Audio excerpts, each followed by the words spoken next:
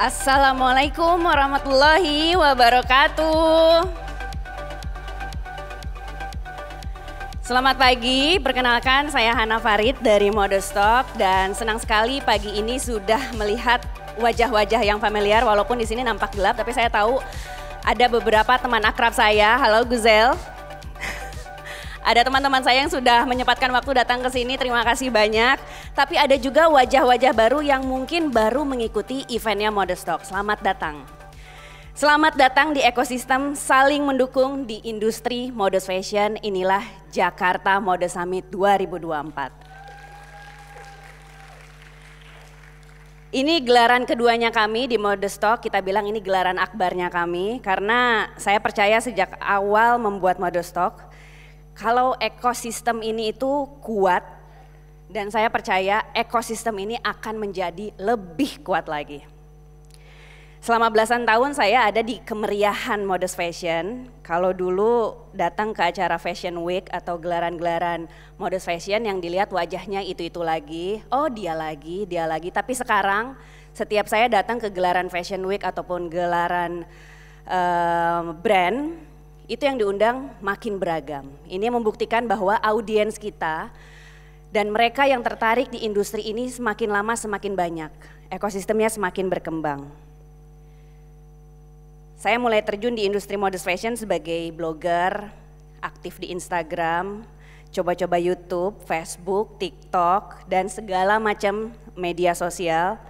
Semua kesempatan itu saya jadinya bisa berkenalan langsung sama teman-teman di industri modest fashion, sama para brand owner, sama pendiri dan penggagas asosiasi, lalu sekolah Islamic Fashion School, para pendukung ekosistem dari mulai modest fashion fotografer, ada stylist, ada influencer. Saya semakin percaya kalau industri ini akan menjadi lebih kuat.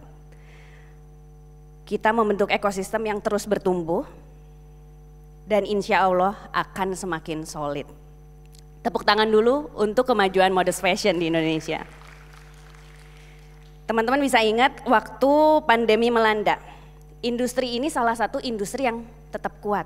Siapa yang ikut-ikutan beli rayon set? Mendadak industri modest fashion semuanya jualan rayon set. Siapa yang kemudian membeli bergo? Bergo juga menjadi tren saat pandemi. Siapa di sini yang brandnya tiba-tiba revenue-nya naik karena penjualan bergo? Lalu tidak terhitung banyaknya tren modest fashion yang lahirnya di Indonesia. Kita familiar dengan tren ciput ninja, lahirnya di Indonesia. Hijab bergo, hijab pastan, pasmina instan yang sekarang lagi naik daun. Hingga yang saat ini juga lagi tren di kalangan Gen Z yaitu hijab meletoy. Langsung browsing aja hijab meletoy ya atau bisa langsung cek di Pinterest. Ada juga mukena one set yang mungkin familiar dari kita kecil, mukenanya langsung masuk atau mukena antem alias anti tembem. Ada juga mukena traveling yang sedemikian rupa inovasinya sampai bisa masuk ke tas sekecil apapun ya. Sudah bisa dalam genggaman. Semua asalnya dari Indonesia. Jadi kita patut berbangga kalau Indonesia layak menjadi pusat tren modest fashion dunia. Dan harapannya semoga Jakarta Mode Summit bisa menyatukan, saling menguatkan, dan menjadi jawaban. Dan menambah keyakinan para pemain di industri lokal kalau teman-temanlah para pahlawan perekonomian lokal. Terima kasih untuk terus bertumbuh bersama Modestock.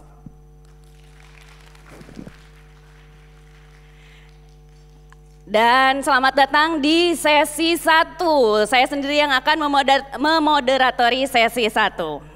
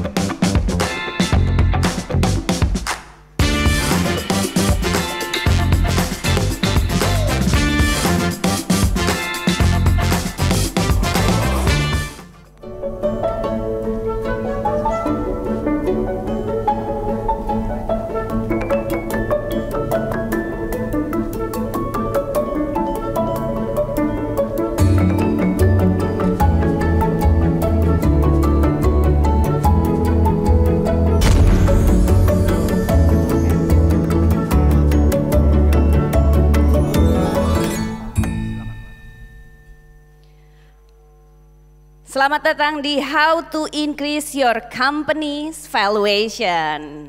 Tadi kita udah melihat cuplikan video kenapa sih kita mesti bahas company's valuation di pagi-pagi jam 10 ini. Karena ini adalah fondasi para brand ketika dia mau menjalankan sebuah usaha, mau dibawa kemana sih arah perusahaannya. Langsung saja tanpa berpanjang-panjang aku pengen mengundang dan menginterview langsung sahabat-sahabat saya. Kita undang Samira dari AC Ventures.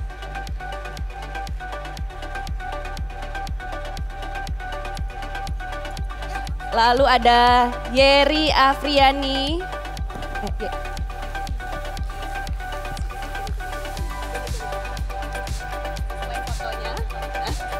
Yeri Afriani dari Kala The Label dan Putri Madarina.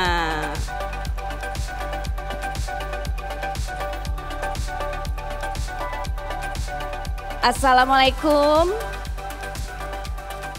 Ada semua mic-nya? Ada. Waalaikumsalam warahmatullahi wabarakatuh. Hai, selamat pagi.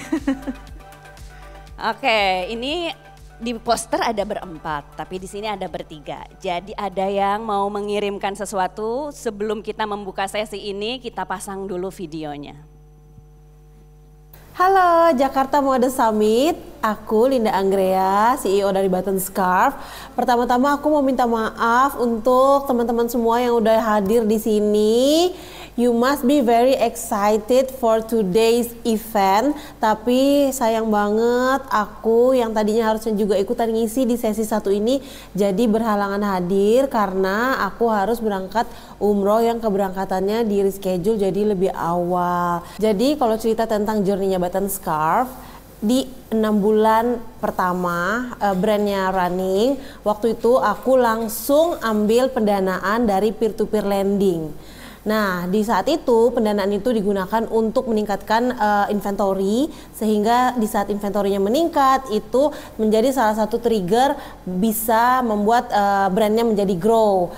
Dan dari situ terus diputar untuk meningkatkan inventory terus sehingga Button Scarf itu grow hingga sekarang.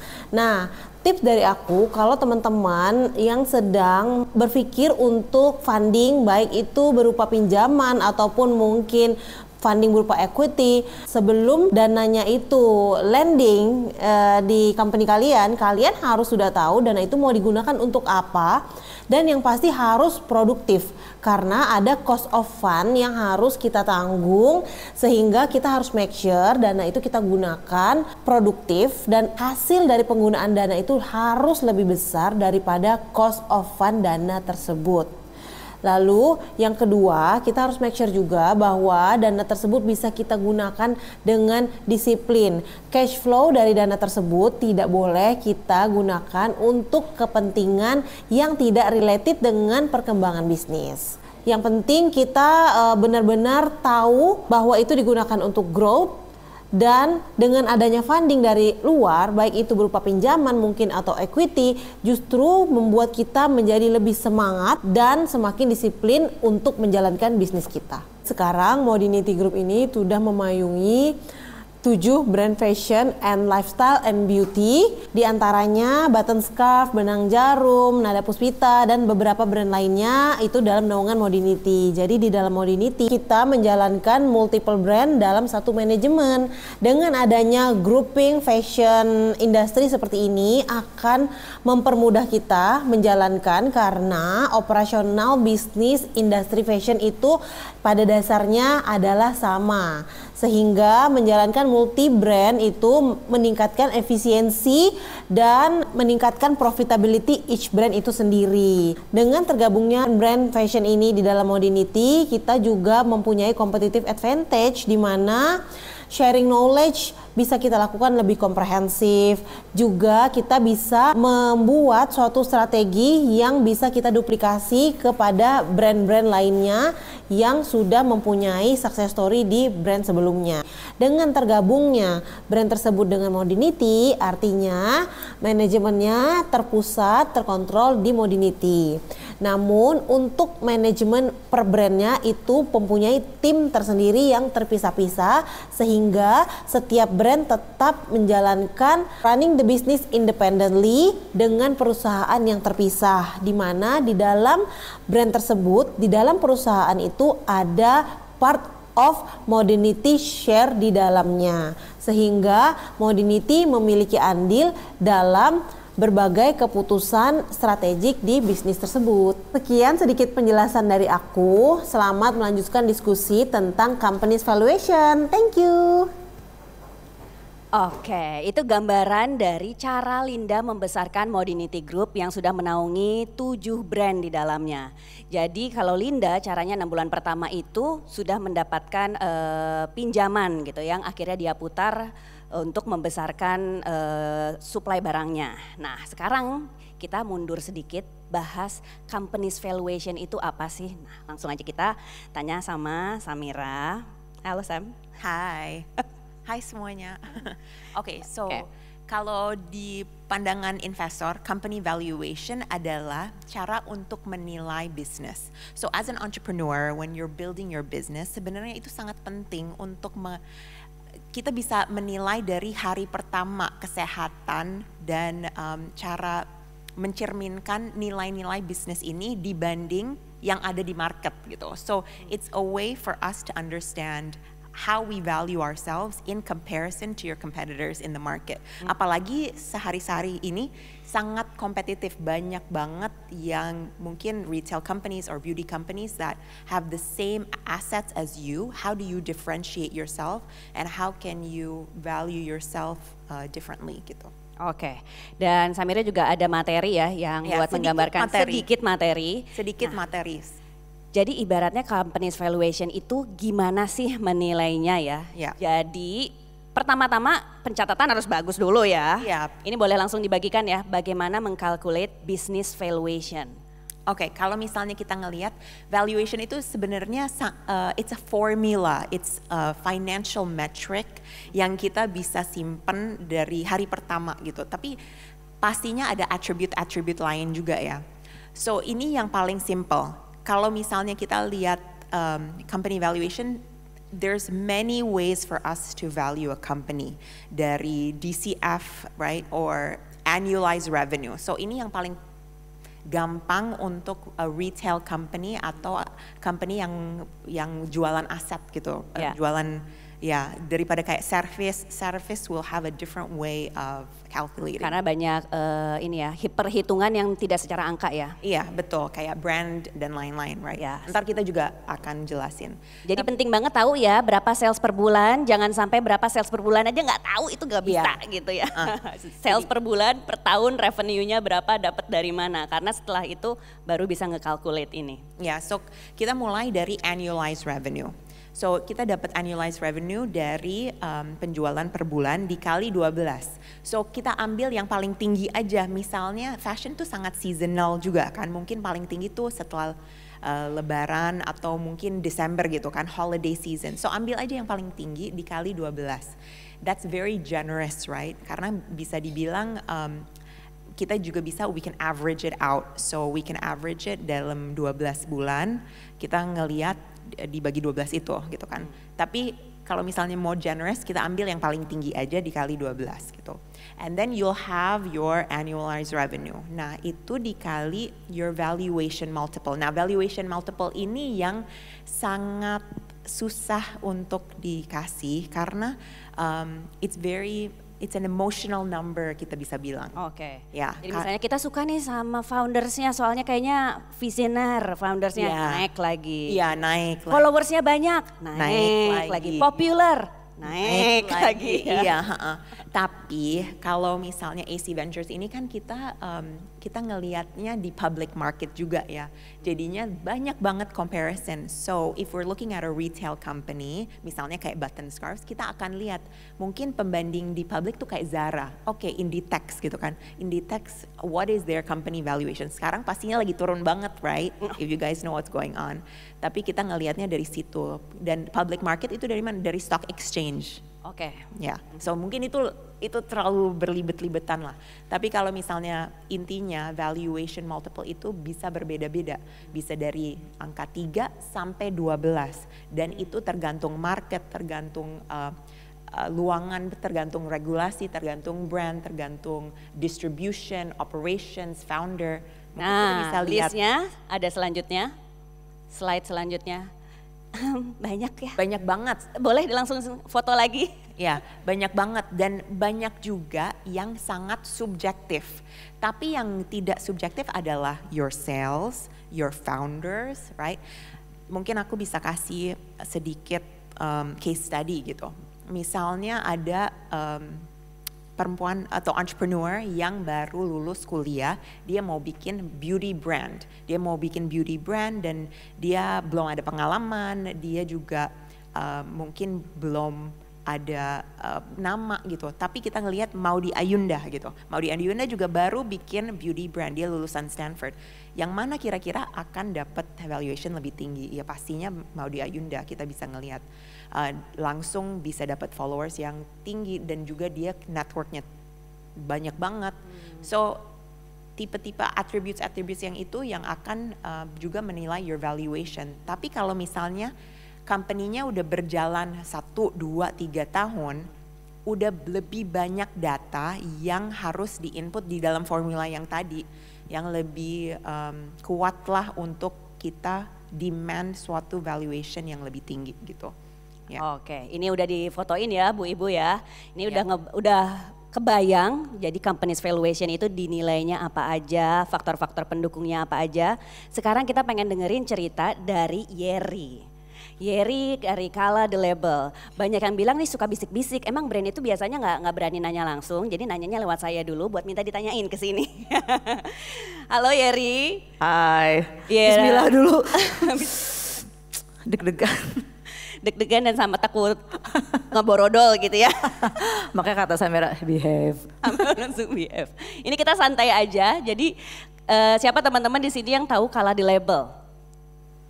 Oh banyak. Terima kasih. Kalau di label kan baru kok udah diinvest ya gitu. Gimana sih kok baru tapi udah langsung diinvest? Merujuk lagi sama kata-katanya Samira sebelumnya. Kita lihat nih pengalaman Ibu Yeri yang berapa belas tahun sebelum menjalankan Kala The Label. Tapi pengen tahu juga nih, dulu awal mulanya Kala The Label, oke deh kita mau terbuka dengan investment. Apa sih yang melatar belakangi? Oke. Mungkin belum banyak yang tahu juga kali ya kalau saya memang secara basicnya 14 tahun punya kantor event organizer.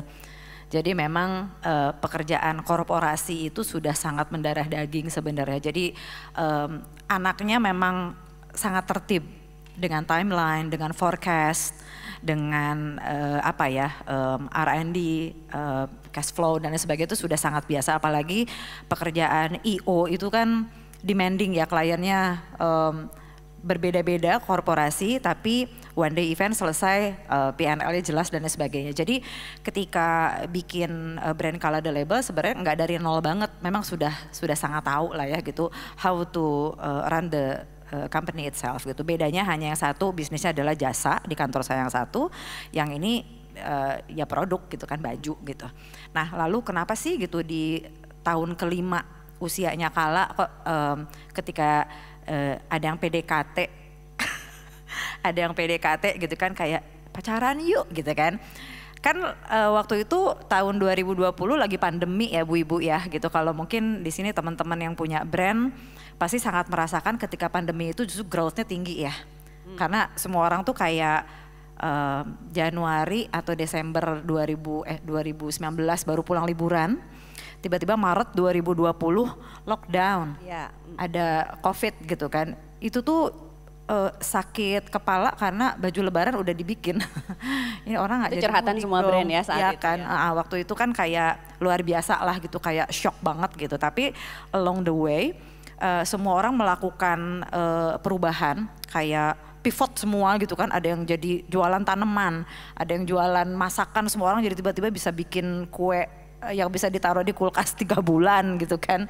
Dan lain-lain lah, setiap jam 3 sore kita nonton TV nunggu COVID hari ini naik 300 orang. Gitu-gitu kan, kayak kita mengalami itu semua gitu, dan saya juga dari kala jadinya akhirnya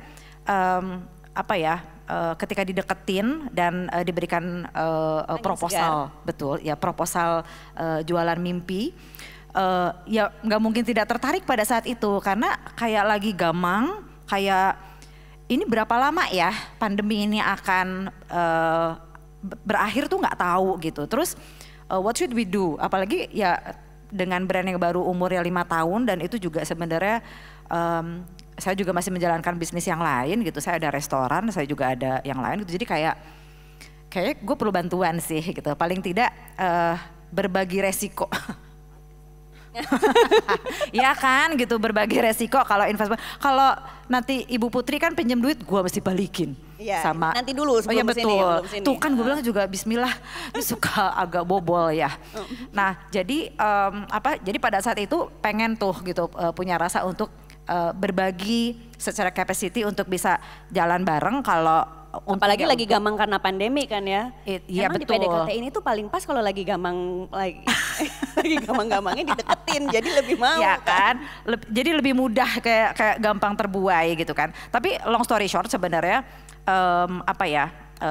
saya akhirnya mengiyakan gitu. Yang akhirnya kebetulan ada beberapa mimpi, ada beberapa harapan dan kepengen saya as a person pribadi kan, apalagi saya Aries loh, pengennya gas gitu kan, semuanya dilakukan dalam waktu yang tempo yang sesingkat-singkatnya gitu. Pengen banget gitu melakukan semua hal dalam waktu dekat dan pengen semuanya kejadian gitu, kayak ayo deh gitu. Jadi bukan tidak berpikir panjang, tentunya berpikir panjang gitu.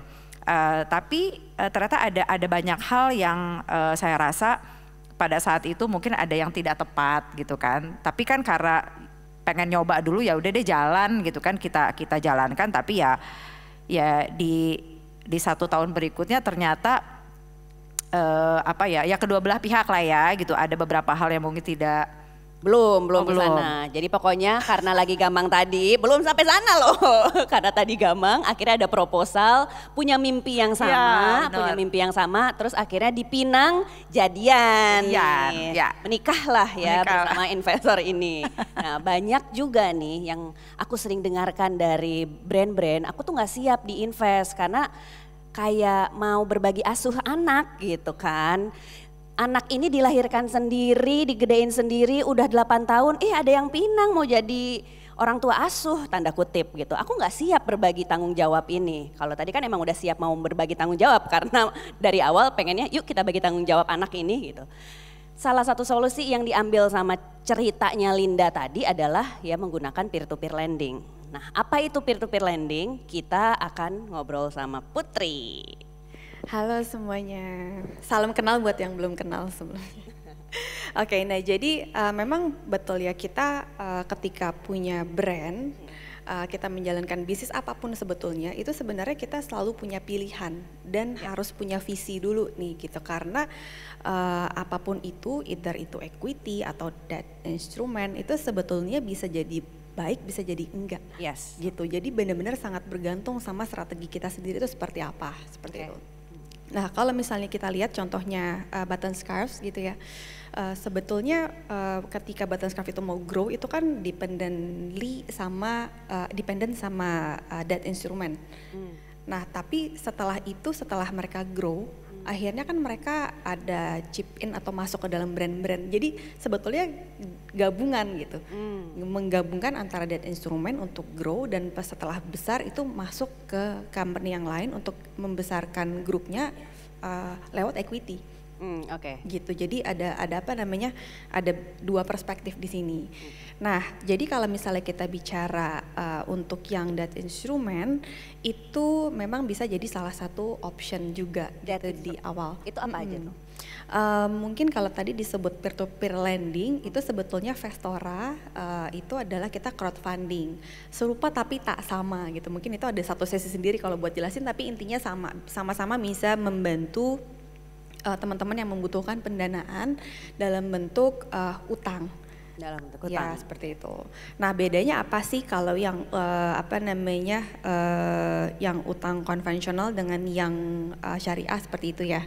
Sebetulnya mungkin kayak bank konvensional sama bank syariah aja sih gitu. Jadi in principles pasti ada core-nya masing-masing.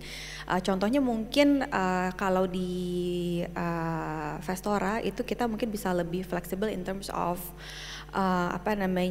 perhitungan profit sharing seperti itu. Nah, mungkin ini berhubung screen-nya ya. Nah, ini dia. Oke, nah mungkin ini kenalan sedikit ya, kan kita tak kenal maka tak sayang ya. Jadi di tahun 2018 itu Vestora sebetulnya hadir as Halal Vestor Community.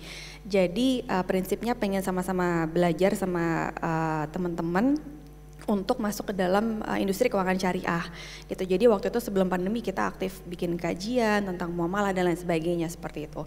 Nah, di tahun 2020 akhirnya kita ajuin license untuk dapat izin dari OJK. Nah, kebetulan kita waktu itu ngurus izin tuh 2 tahun. Jadi memang lama banget ya ngurus izin. Alhamdulillah di tahun 2022 itu udah berizin seperti itu. Nah, tapi juga ada perkembangan lainnya nih, contohnya kalau yang Vestora yang kita dapat izin OJK memang fokus untuk lending. Nah, tapi sebetulnya kita juga ada advisory dan sebetulnya ada private equity juga. Nah, memang jadi kita ngelihat ada kebutuhan di syariah compliant financing.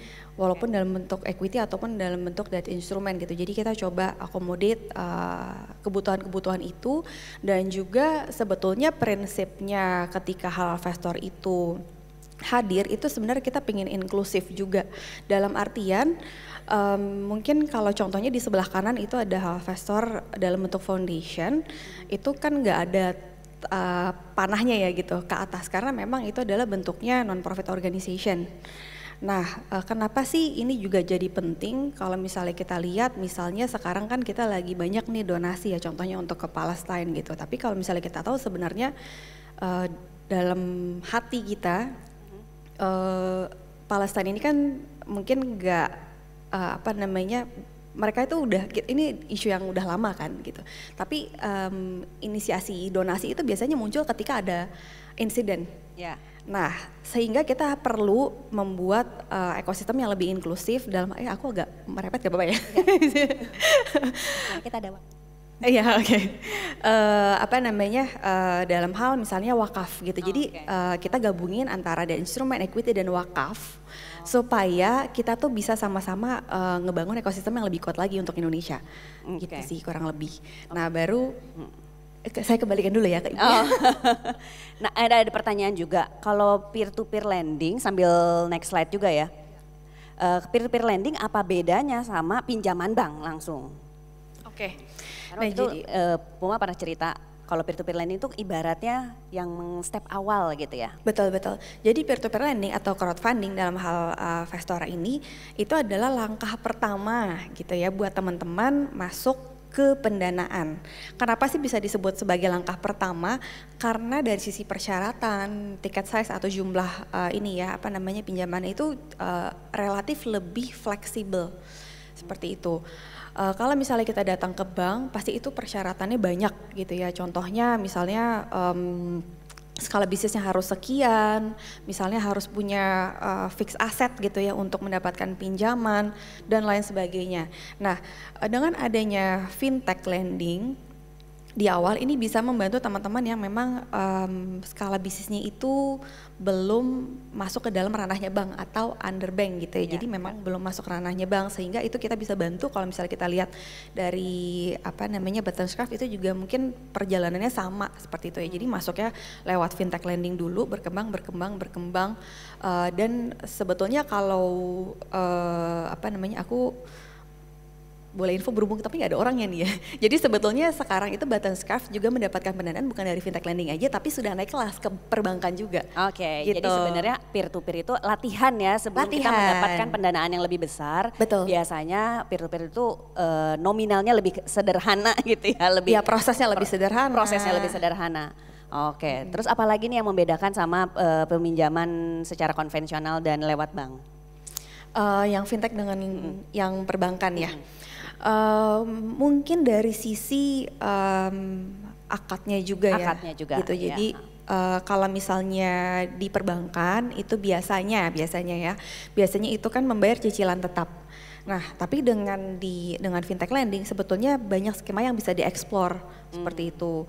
Jadi misalnya tergantung akadnya ya. Kalau misalnya akadnya profit sharing ya berarti nanti kita profit sharing. Tapi kalau misalnya akadnya misalnya contohnya murabaha berarti itu pembayarannya cicilan karena aset yang dibiayain seperti itu. Kalau secara durasi kerjasamanya itu beda nggak sih? Misalnya kalau di peer to peer itu durasinya 1 bulan, 6 bulan, 1 tahun gitu. Atau jangan, betul ya? Atau di bank itu kan biasanya 20 tahun gitu, 30 tahun. Kalau kayak gitu gimana? Oke, di perbankan itu memang cenderung lebih lama karena memang prosesnya juga lebih lama gitu. Jadi misalnya untuk mendapatkan pendanaan mungkin bisa prosesnya 1-3 bulan.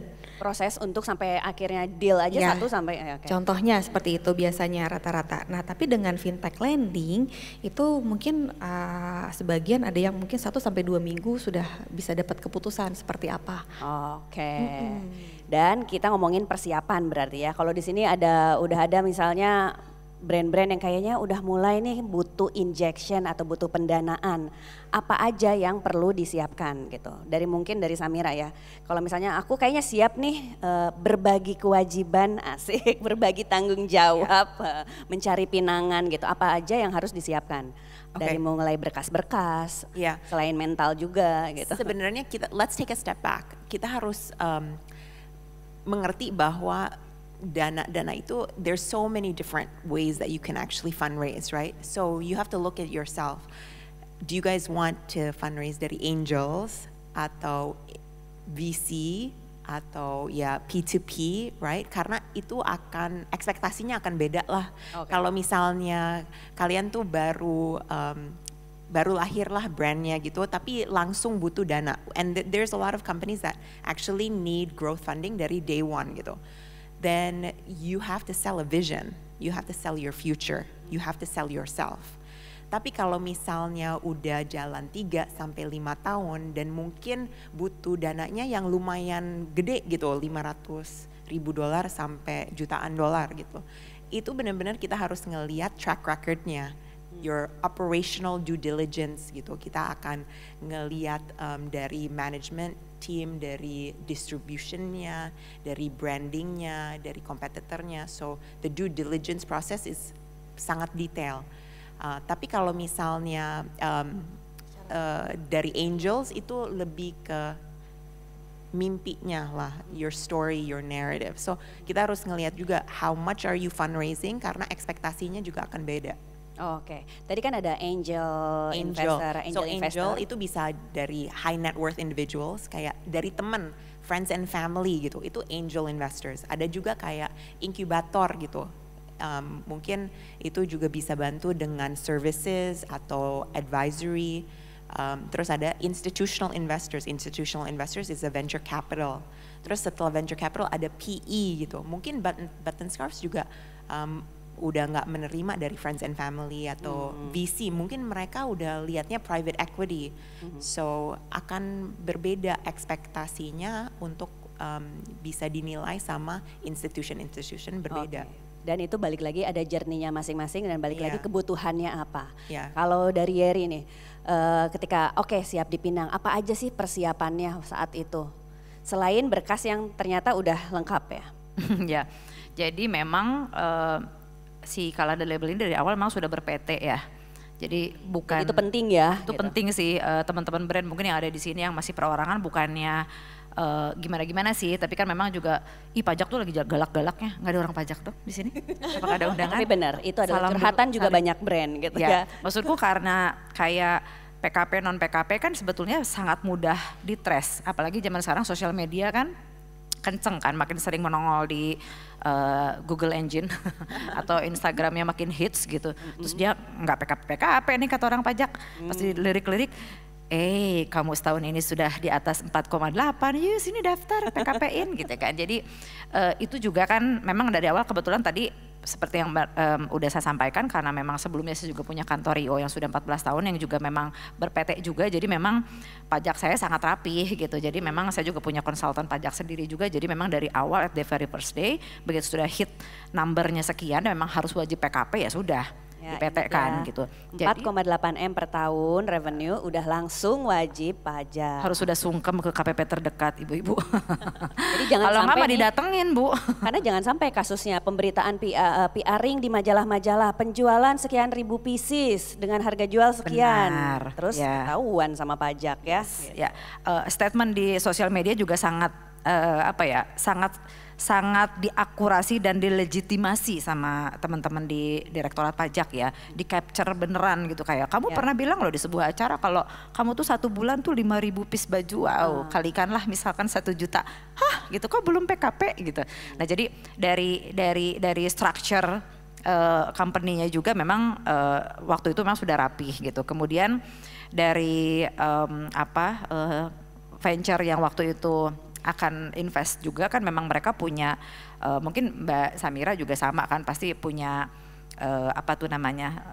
per bulan tuh brand yang mau dikurasi harus minimum salesnya sekian gitu kan, ya kan. Tapi kan beda-beda ya, setiap visi kan pasti lain-lain gitu. Pada saat itu 1 tahun lalu atau 1,5 tahun lalu itu kalau nggak salah nilainya harus minimum di 750 juta kalau nggak salah 1 tahun, 1 bulan.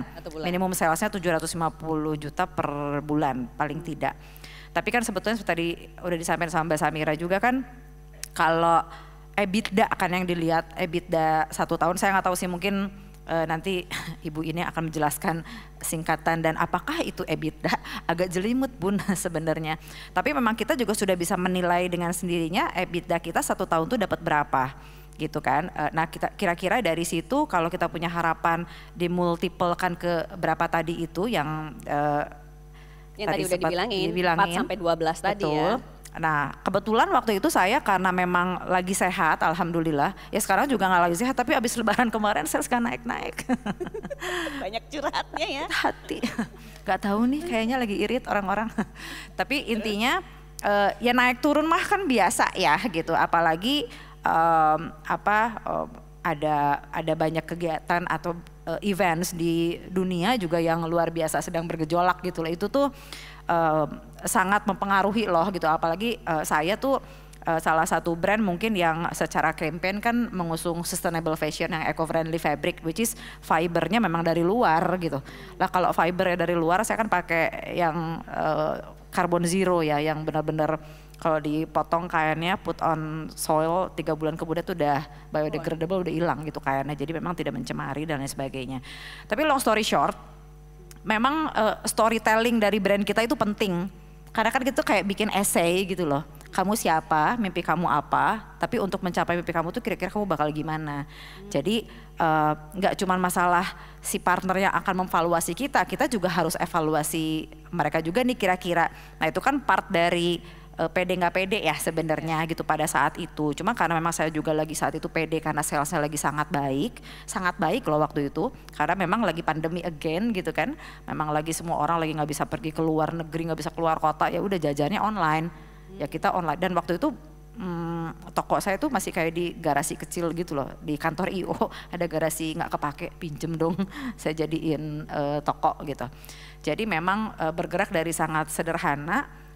Maka dari itu dan proses due diligence juga jelimet loh ya kan. Ya, itu berapa lama tuh persiapan? 3 bulan lebih. Itu udah bagus banget. Itu cepat. Ya, itu cepat dari biasanya dari titik pertama due diligence sampai uang di bank itu biasa 6 sampai 9 bulan. Ya, aku 3 bulan kurang. Jadi proses kan onboarding. Angkanya bagus. Jadi justru dari pihak sana pengen cepat-cepat meminang gitu ya.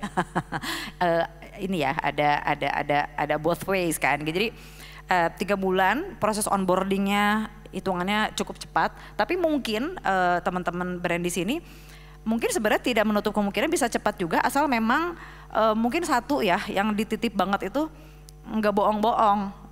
Oh, jangan dibagus-bagusin juga gitu. Kalau dia iya. Oh ya, jadi be yourself itu benar ya, apa adanya aja gitu. Ya, maksudku nggak bohong-bohong itu kalau kalian bikin laporan keuangan ngarang, ya gampangnya mah bukti setor pajaknya mana sama nggak? Oke. Kan gampangnya gitu ya, kalau lo bilang sebulan gue salesnya 5 miliar, mana bukti potong pajaknya? Segampang itu kan. Atau kalau misalkan saya kan belum PKP, how come saya bisa kasih lihat bukti potong? Ya udah, cash flow di semua rekening yang atas nama kamu atau semua yang terlibat kasih lihat perputaran uangnya ada nggak 5 miliar. Kan orang-orang visi juga pinter banget loh, dia bisa sangat, ya namanya juga due diligence ya gitu kan, dikorek sampai akar-akar gitu. Kalau bohong ya, kalau malu mah udah jelas ya malu, ngaku-ngaku gitu, salesnya segini biar lolos gitu kan, ya jengong gitu, jangan gitu. Ya seadanya ada, kalau misalkan memang belum hit number yang mereka mau ya belum jodoh ya jangan maksain gitu. Banyak loh brand-brand, saya nggak bisa nyebut merek ya gitu, tapi paling tidak terlihatnya sangat wah gitu, tapi ternyata salesnya nggak segitu. Ada kan gitu yang memang brandingnya sangat huge gitu ya, I bet Samira udah tahu lah ya gitu. Tapi sebetulnya in term of retail nggak kemana-mana, sehingga memang tidak menjadi sebuah tidak masuk ke dalam kategori yang bisa dikualifikasikan sebagai layak di invest gitu. Jadi kalau ada teman-teman yang suka nanya ke Mbak Hana, kok si Kala bisa sih gitu kan? Ya alhamdulillah memang aku hit number itu gitu. Tapi memang jujur apalagi yang tadi aku bilang sudah ber-PT dari very first day gitu. Jadi kayak ya bukti potong pajak itu menjadi salah satu yang melegitimasi sehingga mungkin onboardingnya, proses due diligence jadi lebih cepat. Jadi untuk mempercepat prosesnya ya pertama pencatatannya udah rapi ya. Udah gitu apa adanya aja, angkanya jangan banyak dimanipulasi. Ketiga, berarti kalau tadi mengutip lagi kata Linda, harus jelas uang itu mau dipakai kemana. Gitu iya, ya. Karena kan forecast is a forecast gitu. Pengennya sebagian mah mau piknik aja gitu kan, atau buat renovasi rumah gitu dan lain sebagainya, ya jangan gitu. Ada yang ketawa-ketawa jangan-jangan ya, sehati gitu mungkin ya. Karena kan itu tempting loh gitu, begitu apalagi saya kalau boleh jujur multiple-nya luar biasa pada saat itu ya, saya nggak bisa nyebutin berapa tapi termasuk anomali di kategori brand fashion. Katanya sih pada saat itu yang kalau multiple-nya yang punya saya itu biasanya tech company katanya. Ya kan? Betul Bu? Betul. Jadi memang agak wow, makanya kan ya sikat. Gue kan langsung gitu ya, dan kebetulan memang projectionnya pada saat itu saya memang lagi banyak pengen pengembangan ke regional. Jadi ke luar negeri yang deket-deket dulu deh gitu, pengen ada pengembangan ke sana. Yang jujurnya agak masih blank nih, harus dari mana sih first come firstnya gitu. Kalau mengurusin begituan kan perlu partner yang lebih jago. Karena kan kadang-kadang visi not just necessarily nyiapin duit gitu. Yeah. Bisa kerja bareng sampai ngoprek-ngoprek begini gak sih gitu. Itu juga kan penting banget gitu. Setuju banget tadi ada angel investment, ada yang peer to peer lending, atau ada yang visi yang langsung bentuknya investment terkait dengan EBITDA sekarang kali multiple gitu kan, uangnya on table sekian gitu. The most important thing buat saya sih satu sih, titip buat teman-teman, udah perlu apa belum aja sih. Kalau belum perlu jangan, jalan dulu aja sendiri. Dari hati ngomong kayak gini. Maksudnya kalau udah perlu, kalau udah tahu bener buat apa yang tadi kayak Linda bilang, go. Tapi dan tadi juga kalau mengutip Linda lagi, itu pengkaliannya harus lebih gede daripada nilai yang dimasukkan ya. Karena gimana mau balik modal dan mau growth kalau misalnya di investnya 10, kepake 10, kejual 10, amsyong gitu ya.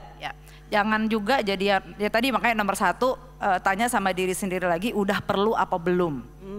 Kalau belum masih ragu jangan. Sampai makteh yakin istiqomah mau mulai nyoba, karena berat loh. Berat karena bergerak mau itu pinjem atau jual saham, at the end sama. Kita punya tanggung jawab yang sama. Ya. Kita tidak apa ya? Kita tidak mau menzolimi siapapun gitu. Bukan yang IPO nilainya gede habis itu buy jual lagi goreng-goreng, jangan gitu. Enggak gitu juga gitu. Jadi bener-bener tanya sama diri sendiri apakah masih nyaman aja dengan skala yang saat ini posisi kita ada di mana gitu. Atau kayaknya ayo deh, tapi artinya kamu akan jauh bekerja lebih keras. Jauh loh, gue bilang jauh, Ya. bekerja lebih keras. Tapi balik lagi, kalau tadi mengutip kata-kata Linda, justru itu yang jadi penyemangat. Jadi balik lagi ke diri sendiri gitu. Kalau tadi mengutip Linda, ketika dapat investment, itu jadinya amunisi dia untuk bergerak lebih cepat gitu. Karena mungkin buat beberapa orang, ada yang bisa lari dengan sendirinya, ada yang harus dipecut dulu buat lari gitu. Itu balik lagi ke diri sendiri. Nah, kalau balik lagi ke Putri nih, untuk yang versi basicnya dulu tadi yang peer to peer yang paling awal nih. Plan ke depannya itu bisa dibicarakan bareng gak sih? Misalnya oke, kita akan mendapatkan pendanaan sekian X gitu. Berarti kan yang harus dikembalikan ada X plus plus pasti ya. Terus ini nanti angka itu harus dibelanjakan sebagai apa aja? Sedalam apa sih percakapannya sama visi sama peminjamnya gitu? Oke, sebetulnya cukup dalam ya kalau di Vestora gitu karena mungkin Vestora itu kita sebetulnya in projects itu lebih banyak ke purchase order financing, jadi memang yang sudah akan dibayar gitu. Oke. Udah ada off takernya gitu ya. Coba kalau di fashion kira-kira dalam bentuknya seperti apa? Sebenarnya kalau di fashion itu mungkin di production side. Production. Jadi misalnya ada apa ya? Mau lebaran. Betul-betul, bukan di sisi brandnya, tapi kalau misalnya dari sisi brand itu kan sebenarnya retail ya jualannya gitu. Jadi kalau misalnya kita bicara retail, teman-teman itu akan bisa mengembalikan kalau ada yang beli penjualannya bagus gitu kan istilahnya. Okay. Nah itu berarti yang kita lihat itu adalah perputaran uangnya. Tadi aku setuju sama Mbak Yeri gitu. Jadi dilihat perputaran uangnya tuh seperti apa sih gitu. Terus habis itu kita lihat juga sebenarnya ngambil keuntungannya tuh berapa. Karena kalau misalnya kita bicara Vestora as a Sharia compliant platform, itu kita juga concern sama keuntungannya si brand atau siapapun yang membutuhkan dana gitu. Kita akan tanya, jangan sampai kita profit sharing tapi melebihi keuntungan yang didapatkan. Itu kan berarti sebenarnya bukan profit sharing kan base-nya seperti itu. Jadi misalnya contoh kasusnya gimana tuh? Oke, contoh kasusnya mungkin aku di industri lain boleh ya. Jadi kalau misalnya ada satu industri itu yang dia itu pertama industrinya memang marginnya kecil. Lalu yang kedua mungkin perusahaannya kurang efisien sehingga ketika kita lihat laporan keuangannya 1 tahun ke belakang itu mereka net profitnya itu 1%. Nah, 1%.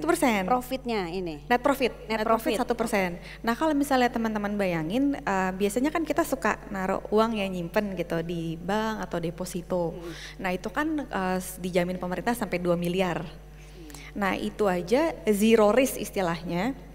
Lebih tinggi gitu kan, lebih tinggi misalnya ada yang mungkin 2%, 3% gitu ya setahun, tapi itu lebih tinggi dibandingkan dengan kita udah harus bayar karyawan, pusing, mikirin aset, laporan keuangan, lapor pajak segala macam, ternyata at the end of the year itu cuma menghasilkan 1%. Nah itu pasti kita juga pertanyakan gitu kan, kenapa atau strateginya tuh gimana, cara bertahannya gimana dan lain sebagainya gitu. Jadi perhitungan margin berapa itu juga penting.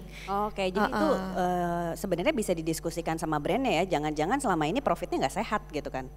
Ya itu sebetulnya nggak sehat sehingga profitnya nggak bisa membuat brand survive gitu. Betul karena mungkin ada beberapa strategi juga, ada yang ngambil high margin tapi jualan gak terlalu banyak, ada yang ngambil margin sedikit tapi jualannya harus volume gitu kan base-nya gitu. Jadi semuanya itu akan tercermin ketika teman-teman punya laporan keuangan yang rapi gitu, dan memang harus dari day one, aku setuju juga harus dipisah, dan aku rasa kala itu bisa sukses gitu ya karena fondasi dari bisnisnya itu kuat. Oke.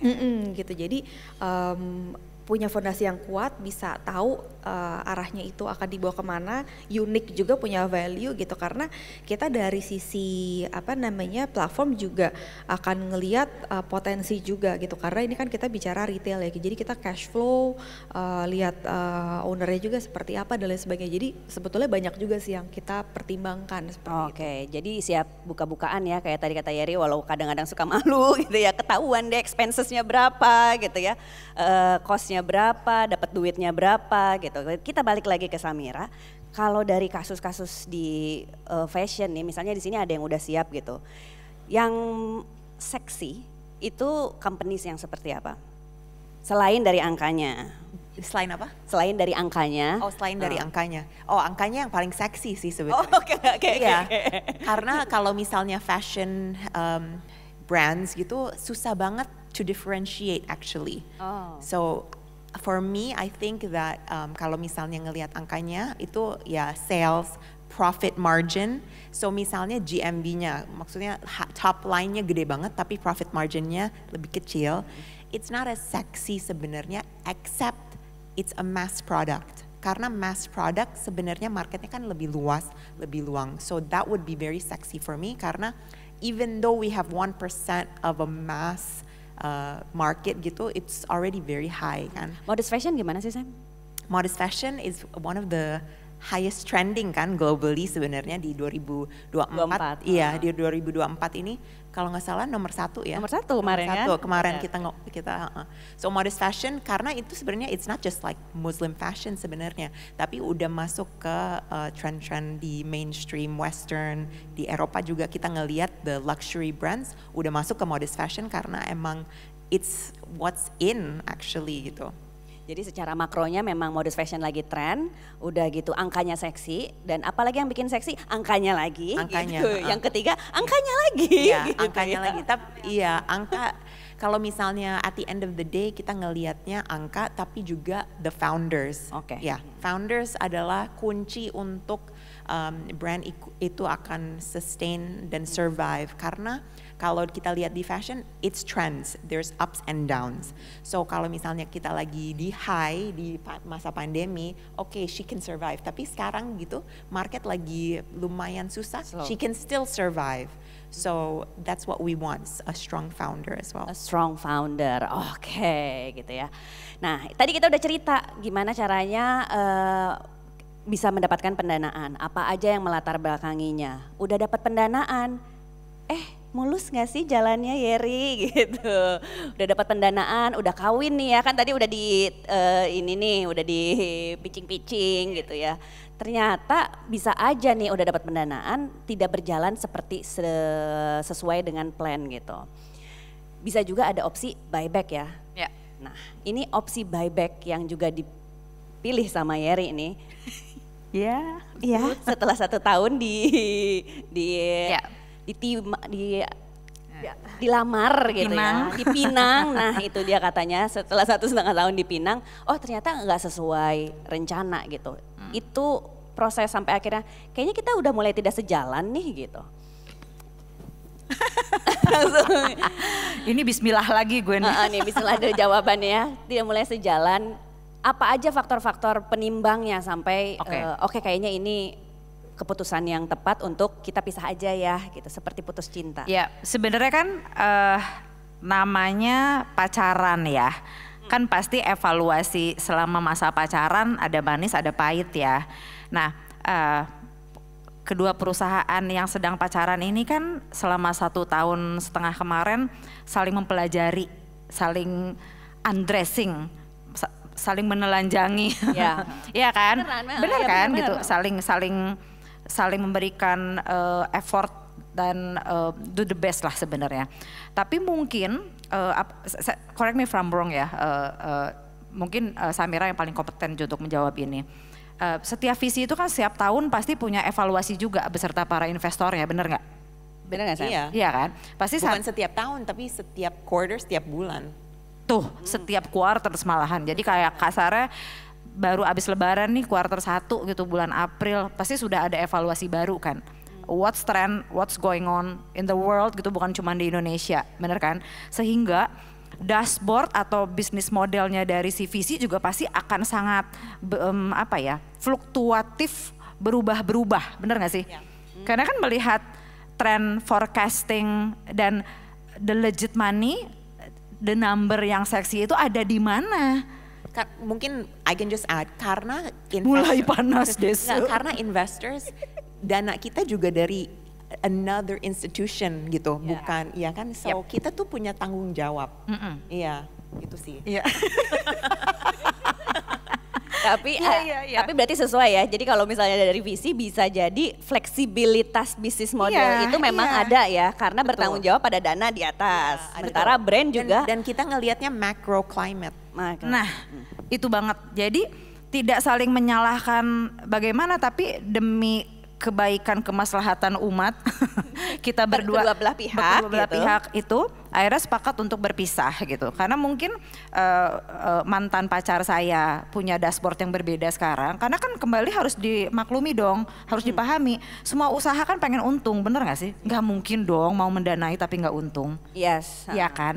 Tapi si partner yang satu lagi misal kayak jujur ya, saya tadi udah bilang di awal ke Mbak Hana, tadi juga mungkin ada beberapa teman-teman brand di sini juga yang merasakan berat banget 2023 after Lebaran. Saya nggak tahu sih, saya sih jujur berat Setuju banget. nggak? Siapa di sini yang punya brand ngerasa setelah Lebaran susah banget? Oh tuh paling belakang. Angkat tangan, Iya angkat tuh, tangan. makanya Yang datang ke struggle sesi habis sini. Lebaran. Kalau buat saya nggak tahu ya, mungkin I bet you guys tahu lah gitu. Tapi kan kita nggak tahu what's going on sih, pada kemana sih sebenarnya gitu. Nggak bisa. Kalau dulu kan pada kemana ya mungkin beli masker, beli vitamin, beli box antigen, mungkin ke sana dulu ya gitu.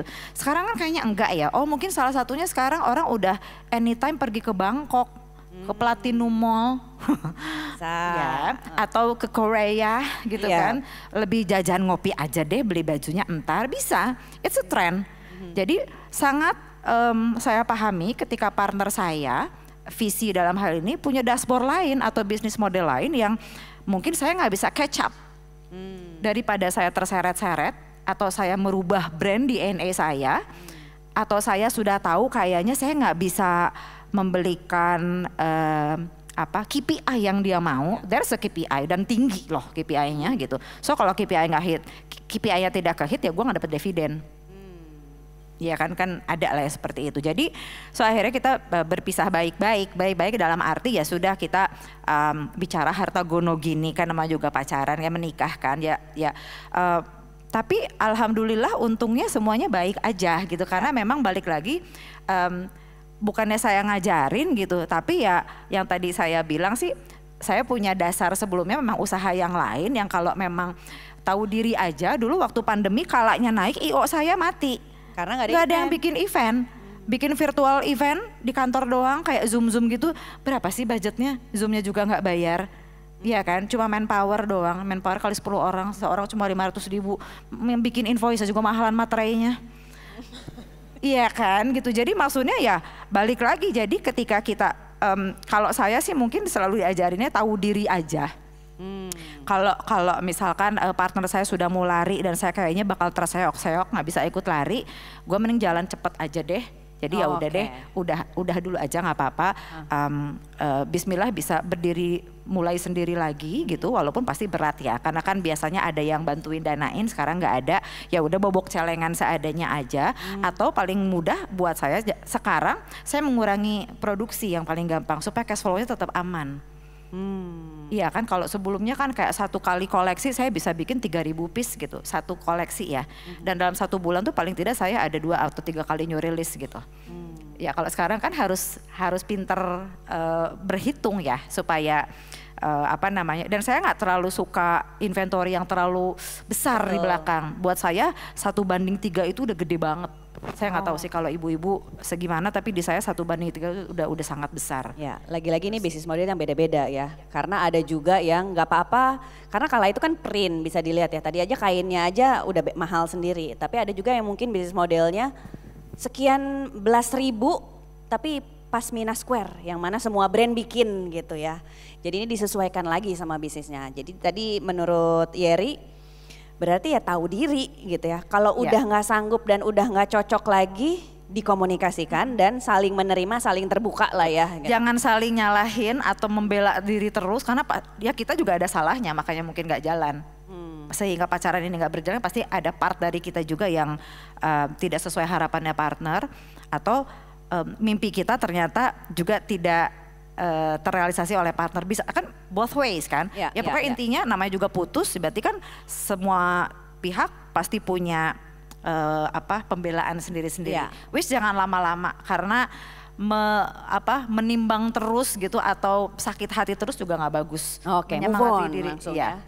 Oke, kita move on dulu ke sesi Q&A, tapi ada satu pengumuman nih yang udah lihat di sosial medianya kita di sesi 1 ini Vestora mau memberikan surprise ya, dan bisa langsung tanya nanti detailnya di booth. Tapi mungkin di sini Putri mau cerita dulu nih apa yang bisa diberikan, yang sudah disiapkan Vestora untuk teman-teman brand di sini.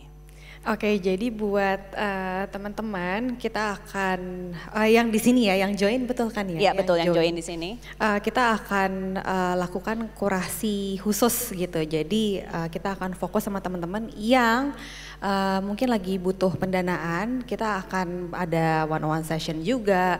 Lalu kalau misalnya kita lihat memang kenapa? Potensial dan visible, kita akan berikan pendanaan sampai dengan 100 juta rupiah. Semoga sesi ini jadi sesi yang bermakna. Terima kasih teman-teman, terima kasih Heri, Samira, dan Putri.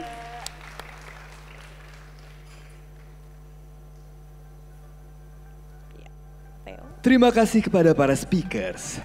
Demikian akhir dari sesi pertama conference How to Increase Your Company Valuation. Sangat inspiratif dan banyak sekali tips yang dapat langsung diaplikasikan. Terima kasih bagi para speakers dan moderator.